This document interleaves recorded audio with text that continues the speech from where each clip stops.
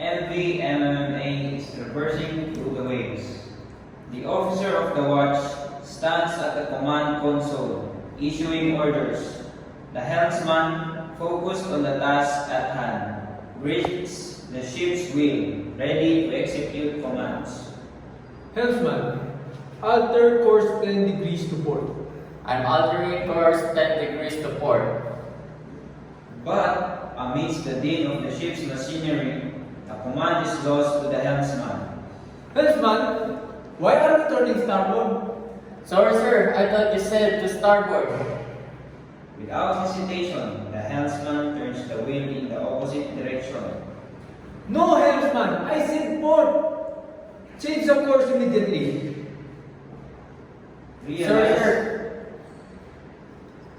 Realizing the mistake, the helmsman swiftly adjusts the wheel. The helmsman is now trying to correct the order. I need to correct this. As the ship struggles against the turbulent waters, the crew braces for the impact of the erroneous maneuver. Hold steady, everyone. We need to regain control.